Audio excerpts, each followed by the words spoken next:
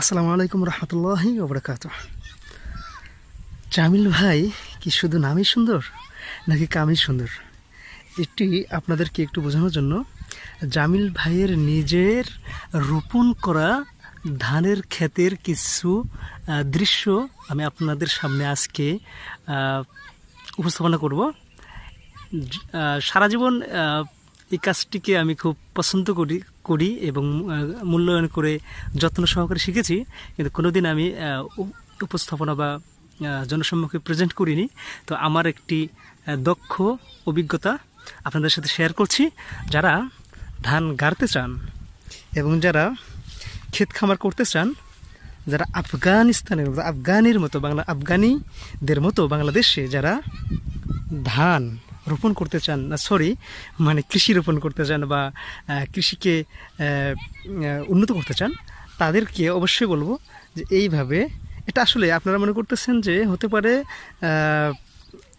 রশি দিয়ে লাইন করেছি, না ভাই।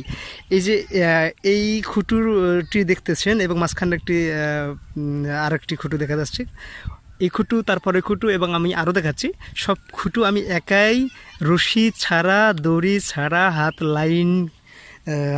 লাইন বলতে পারেন, আমি মোটামুটি ঘেরে গেছি। হাত লাইন হয়েছে না রশি লাইন হয়েছে আমি জানি না, কিন্তু আমি কোনো লাইনই করিনি।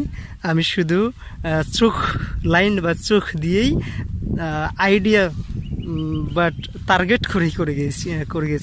তো সেখান থেকেই এটা হয়েছে। তো জানি না আমি কতটুকু পেরেছি লাইন করতে।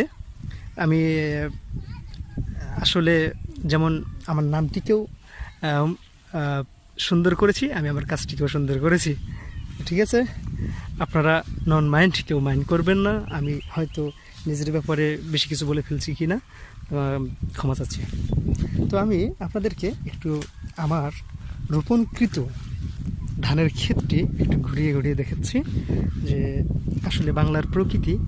এবং আসলে দেখেন, যদি আপনার এদিক থেকে তাকান, যে আসলে এই পাশে কিন্তু আমি লাইন করিনি, আমি ফলো করেছি এই যেদিকে দেখালাম, কিন্তু আমরা যদি তাকাই এদিকেও মোটামুটি লাইনই বোঝা যাচ্ছে। আসলে এটা কীভাবে সম্ভব? সব কিছুই সম্ভব যদি আপনারা দীর্ঘদিন কোনো কিছুর সাথে লেগে থাকেন, জড়িত হয়ে থাকেন, তাহলে সবই সম্ভব, অসম্ভবের কিছু নেই। তো যাই হোক, আমি আর কথা বলবো না, কী থেকে আবার কি বলে ফেলবো হয়তো অনেকে মাইন্ড করতে পারেন।